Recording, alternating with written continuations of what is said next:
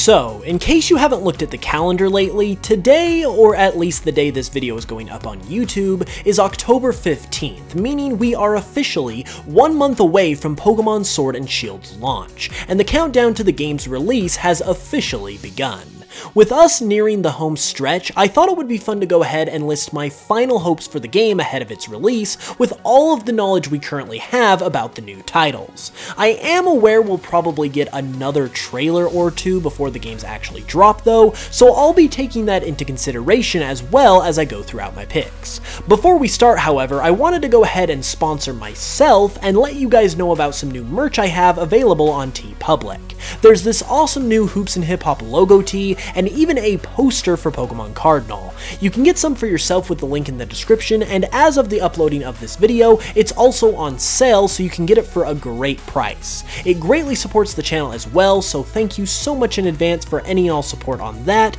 and with that said, on to the video.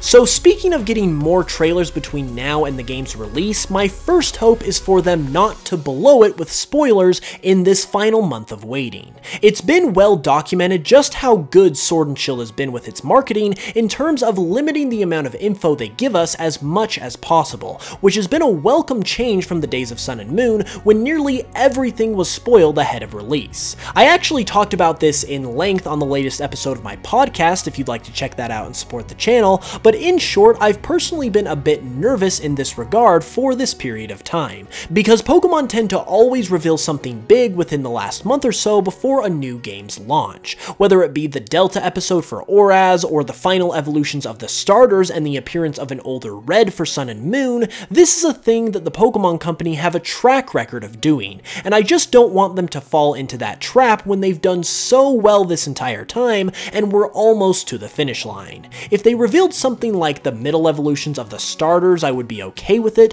but anything bigger than that is just too much, and personally, I'd rather not even see the evolutions to the starters at all before the games come out. Just reveal something like Impidimp between now and November 15th and I'll be happy, but please do not blow it and reveal too much in this final stretch. Next up, the reason why I don't want them to spoil this game is because I want it to be full of surprises. I'm not talking about finding a bunch of new Pokemon for ourselves or anything like that though, although I do want that too. I'm more so talking about things being in the game that you're not expecting. Whether that be a big plot twist, the return of an older character, or a big hint at the next Pokemon games, a la the strange souvenir in X and Y, I just want to see some fun stuff I can't possibly expect to see in these games. I know there's going to be an evil team, gym leaders, lots of new Pokemon to see, and I'm excited for all of that too, but I want to run into something that really knocks my socks off and surprises me,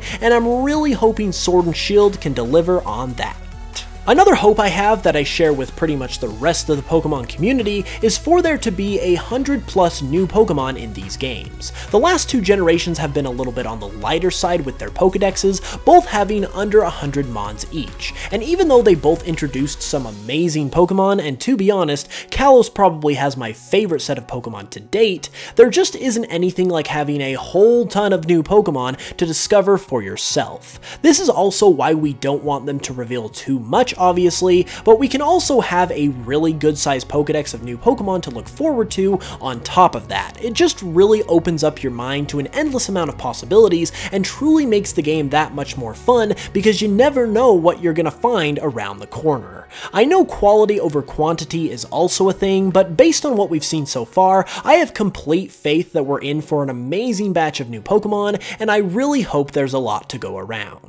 My fourth hope might be a big one, but it's one that I can hope for nonetheless, and that's for a really good post-game. Primarily and ideally, I'd like to see a story-focused post-game like the Delta episode, except maybe a bit longer, but I also love just getting to explore new areas and towns that open up after you become champion, like Kanto and Gold and Silver, the Sevi Islands in Fire Red and Leaf Green, or even in Black and White how the eastern side of the Unova map opened up and there were a few more towns to run run through and discover. Just like with having lots of new Pokemon, this gives you that amazing sense of never knowing what could be around the corner, and leaves you with that amazing sense of discovery that only a Pokemon game can provide for just that much longer. Those would be my two biggest hopes for a post-game in Sword and Shield, but whatever they actually end up doing, I just want it to be good and give us a lot to do, because the feeling of running out of things to do right after you beat the main story when you're still hungry for more is a disappointing one to say the least. Another one many people have hoped for a while, and I'm begging that Sword and Shield break the curse with, is to have all legendary and mythical Pokemon be catchable either natively in the game or by event distributions, i.e. don't just give them to us. I hate to beat a dead horse here because I have discussed this before, but I'm just gonna keep mentioning it until it's rectified because this is something that should just flat out not exist anyway. Giving us the most important and powerful Pokemon in the games for free is a travesty that goes without saying, and it directly goes against one of the core philosophies of the franchise to catch them all. I also wholeheartedly miss the events that came packaged with mythical Pokemon during the days of generations 3, 4, and 5, where you got to participate in a little mini quest before catching the Pokemon, which just gave you that much more gameplay, making it an even better situation overall. This whole process with event Pokemon we have now has overstayed its welcome for far too long, and we've suffered long enough, so please Game Freak, let us actually have some fun and catch them this time around.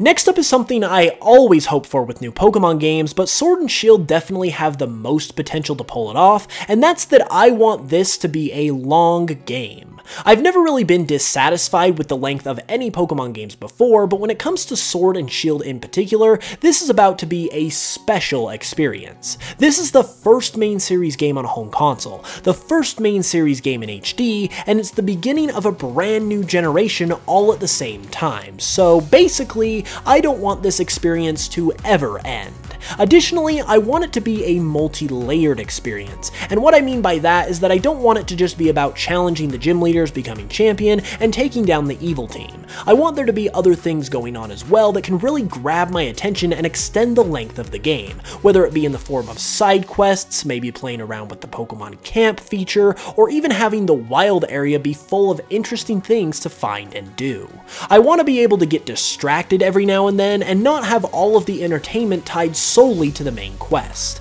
Additionally, I want the story itself to take a while to get through. I want to be able to really feel like I'm trekking through the Galar region as I go from gym to gym, instead of just hitting up 3 gyms within like an hour's time or something like that. I also really like whenever the story takes you away from the gym challenge for a bit and has you doing something that progresses the game forward that isn't necessarily about battling gyms. That way there are just that many more events going on within the story itself. I realize with the gym challenge actually being the focus of the story this time around, that might be a little bit different than usual, but there are plenty of ways that Sword and Shield can pull this off, and I'm confident that it will.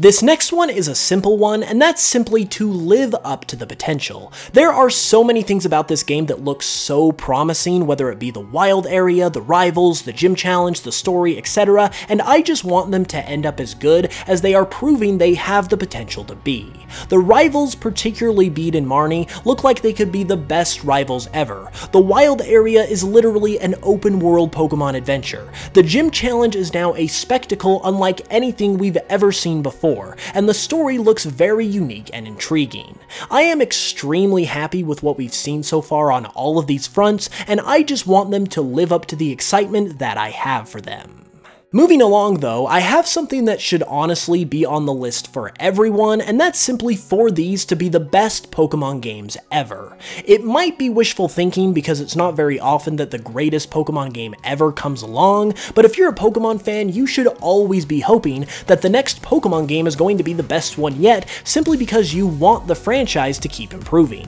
With that said though, I feel like Sword and Shield has at least a shot at this title, and I know, once again, wishful thinking, but it's already got a few things to its name that I think rank up there as amongst the best, and we haven't even seen them in full yet, like the region and the new Pokemon, and it definitively has, without a shadow of a doubt, the best graphics of any main series game, and it will also have the best music in terms of fidelity, with it being an HD game and everything. Plus, there's bagpipes in the soundtrack, so I'm pretty sure the tracks themselves will also be the best we've ever had, just based on that alone. So yeah, while it might be a big hope, it's one that I'm optimistic that Sword and Shield will be able to pull off.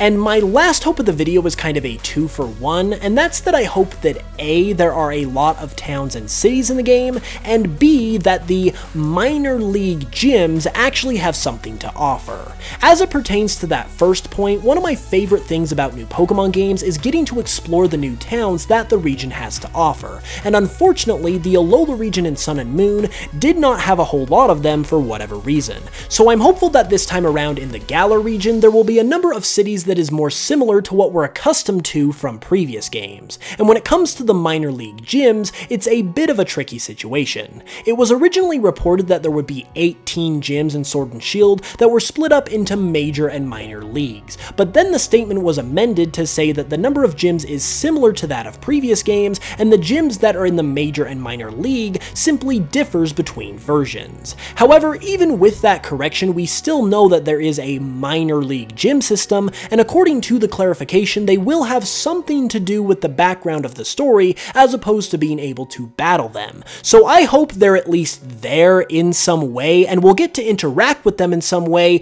even if it's just talking to the leaders or something like that. It would also be really cool if they actually did play a role in the story, and the leaders actually contributed to the fight against the evil team, or maybe they're a part of Chairman Rose's corrupt syndicate. Whatever the case may be though, I hope they're there, I hope we can interact with them, because that just adds that much more to the gameplay overall.